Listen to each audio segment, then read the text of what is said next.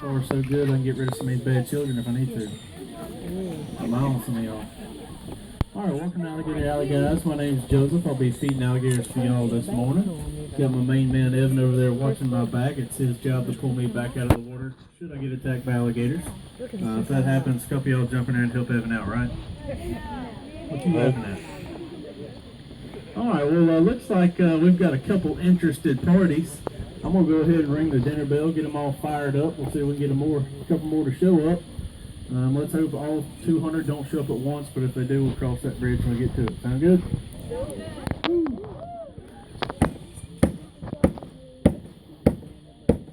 That is a very high-tech alligator call. Never try that. So we're currently inside the swamp with us. There's a little over 200 alligators, 204 to be exact. These are all nuisance wild-caught alligators. Basically what has landed them here though is just being an alligator. What used to be creeks and swamps and bayous has now turned into waterfront property.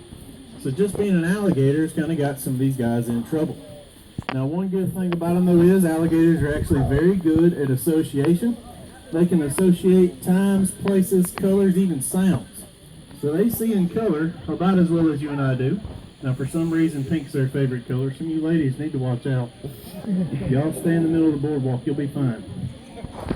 But it doesn't take a very large alligator to ruin your day. Now what I mean by that is average bite on about a 6 to 7 foot alligator, which this one right down front here is probably right around 7 feet.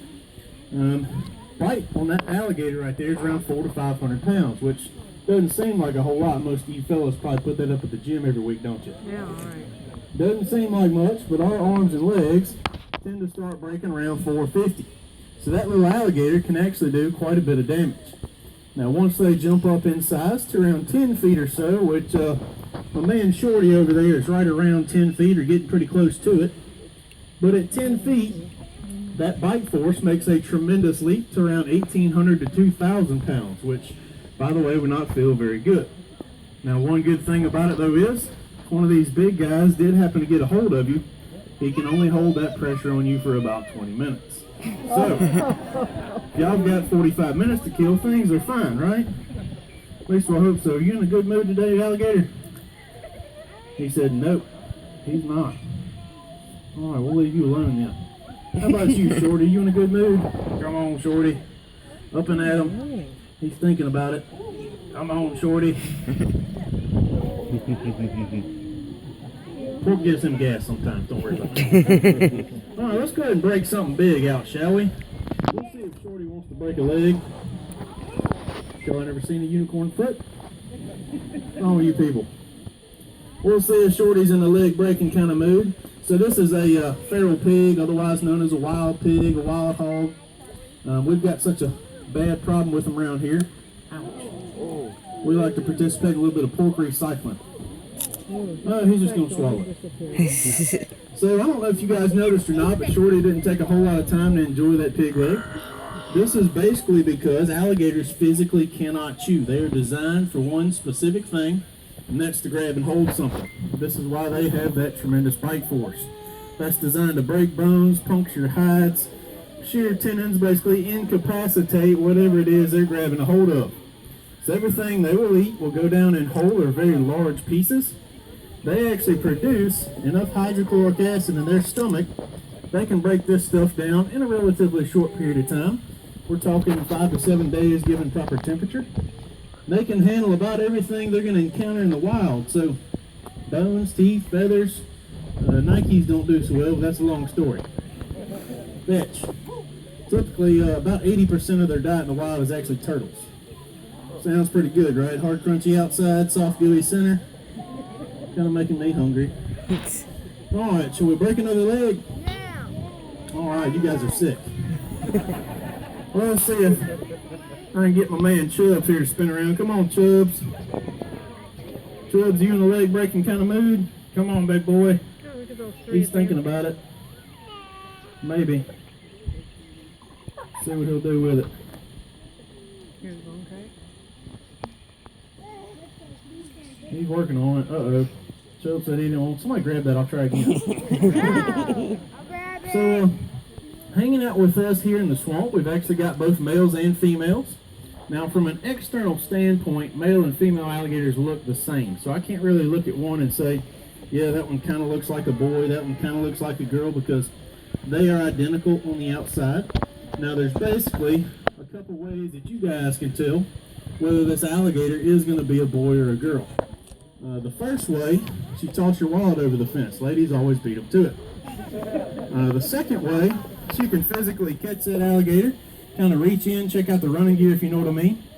And the last way is, ladies, you only get upwards of about 10 feet or so. You will never make it over 11. Fellas, you get up into about the 13-foot range, maxing at around 14. So if it's over 11 feet, I can pretty well guarantee it's going to be a male. Now, ladies, what you lack in size, you make up for in overall temperament and attitude. A good example, two of the meanest alligators out here in the swamp, due to their lovely temperament and attitudes, so we just call them Hillary and Nancy. Luckily I hadn't seen them yet. Are you not going to eat that leg? Come on, get out of here. Go. Come on. Move it or lose it. He's like, yeah, I might just sit on it. Keep going. See, if an alligator bothers you, just run him off. Kick him in the tail a little bit, you know. Alright, we'll give this to somebody else to be a little bit more appreciative. We'll give this to this fellow, see if he's in a breaking kind of mood. Oh, he was paying attention. He's working on it. Are you going to break it or no? Don't embarrass me like this. That was pretty anticlimactic, wasn't it? We got a whole bunch of fellows hanging out. So what's actually going on here in the alligator world is we are quickly approaching alligator wrestling season. Parents, you know what I'm talking about. So we're getting some females that are showing up here. Quite a bit of females showing up to eat before they go and sit on those nests. We're getting some kind of non-pecking order guys like Shorty over there. All of the really big guys that are doing all the wrestling, if you will, are kind of preoccupied. So they're staying up late chasing girls. They could care less about food right now. It actually doesn't take a whole lot of food to sustain an alligator. So let's see who our biggest guy is. I think it probably is Shorty right now on the bank. Shorty again, probably close to 10 feet.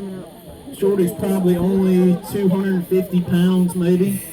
So as long as Shorty here gets about 25 pounds, he could actually go upwards of about a year to a year and a half with no food whatsoever, still keeping that lovely figure. So these guys are actually very good at energy conservation. Whereas if we're at the extreme other end of that, say something came along, presented itself to Shorty, he could actually eat upwards of about 50 pounds or so at one sitting. Bet some of those kids would fit right in, wouldn't they? So if he ate that much, he probably wouldn't do a whole lot. Would you quit harassing me? If he ate that much, he wouldn't do a whole lot at that point. He would basically just lay around and chill out more or less. Alright, let's see what else we've got over here. A couple more pieces fetch. These alligators are actually very highly trained, believe it or not. Watch this. Alligators, lay down. 6 years to teach them that, by the way. Alright, let's see if we can pull a couple of these fellows out of the water. Come on, Cindy's right here holding point. Cindy's one of our bigger girls here. She's not really letting anybody by. I see actually a really big guy hanging out over there. We call him Easy. He's a pretty laid back fellow. Cindy, you're not going to let anybody out, are you? Alright, I think I got another big piece. And we'll go ahead and switch gears. Everybody here can swim, right? Any non-swimmers? Don't raise your hand, you're volunteering. I'll catch somebody. Alright, well, let's see. We'll give Cindy this last rack of ribs, shall we? Unless y'all are having a barbecue, we'll take this home. I can throw it over the fence just the same. Alright, let's see. See if Cindy's in a rib smashing kind of mood. Are you ready, Cindy? I'll give this to you. Maybe you'll go away. Open up. Come on. One more time, Cindy. Uh-oh, she got a little salad in there with a meal, too. She's working on it. Ouch. That makes my fingers hurt every time. Oh, well, cool. Nice, calm alligator feeding. I didn't have to run for my life, which is always a good thing. It's actually going to pick up from here on out, especially once breeding season gets over, and that'll be about the end of May. There'll be a whole lot more alligators up here. I'll be having to run for my life. It'll be real cool. All right, well, what we're actually going to do is over here to my left, Bob and Tracy are over there hanging out. They've got a couple of alligators out. If you have not had the opportunity yet to hold an alligator, I highly recommend you do so. Ladies, they're not slimy, they're not slippery, they feel kind of like a $2,000 pair of shoes. So if y'all want to hold an alligator, y'all go find them over there. If you hadn't made it to the back of the swamp, the further you go that way, the bigger these guys will get. And if y'all want to get rid of anybody, see me down here in the corner.